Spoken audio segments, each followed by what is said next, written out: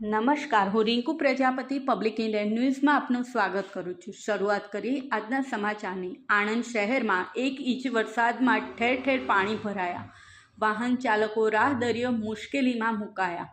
આણંદ શહેરમાં આજરોજ બપોરના સમયે મેઘરાજાની ધમાકેદાર એન્ટ્રી થઈ હતી। શહેરમાં સતત 2 કલાક સુધી વરસાદ વરસ્યો હતો। દરમિયાન શહેરના મુખ્ય માર્ગો ઉપરાંત નીચાણવાળા વિસ્તારમાં પાણી ભરાઈ ગયા હતા, જેને પગલે વાહન ચાલકો તેમજ રાહદારીઓને હાલાકી વેઠવી પડી હતી।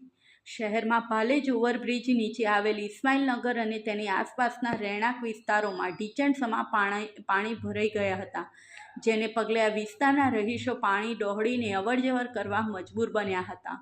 કેટલાક લોકોએ 2 વ્હીલર વાહન લઈને પાણીમાંથી નીકળવાનું સાહસ કર્યું હતું। આ ઉપરાંત જિલ્લાના અન્ય તાલુકામાં પડેલા વરસાદની વાત કરીએ તો પેટલાદ તાલુકામાં 22 મીમી, બોરસદ તાલુકામાં 21 મીમી, આંકલાવ તાલુકામાં 6 મીમી, ઉમરેઠ તાલુકામાં 5 મીમી અને ખંભાત તાલુકામાં 2 મીમી વરસાદ નોંધાયો છે, જ્યારે તારાપુર અને સોજિત્રા તાલુકામાં આજરોજ સાંજ સુધી બિલકુલ વરસાદ પડ્યો નથી। આ સાથે આજના સમાચારને અહીં સમાપ્ત કરીએ છીએ।